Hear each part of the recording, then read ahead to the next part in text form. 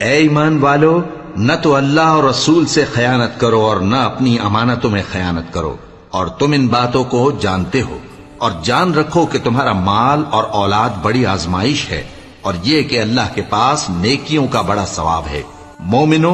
اگر تم اللہ سے ڈرو گے تو وہ تمہارے لیے حق و باطل کا فرق ظاہر کر دے گا اور تمہارے گناہ مٹا دے گا اور تمہیں بخش دے گا، اور اللہ بڑے فضل والا ہے۔ اور اس وقت کو یاد کرو جب کافر لوگ تمہارے بارے میں چال چل رہے تھے کہ تم کو قید کر دیں یا جان سے مار دیں یا وطن سے نکال دیں،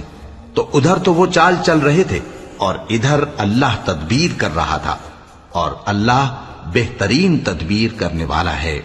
اور جب ان کو ہماری آیتیں پڑھ کر سنائی جاتی ہیں تو کہتے ہیں یہ کلام ہم نے سن لیا ہے، اگر ہم چاہیں تو اسی طرح کا کلام ہم بھی کہہ دیں، اور یہ ہے ہی کیا، صرف اگلے لوگوں کی حکایتیں ہیں۔ اور جب انہوں نے کہا کہ اے اللہ، اگر یہ قرآن تیری طرف سے برحق ہے تو ہم پر آسمان سے پتھر برسا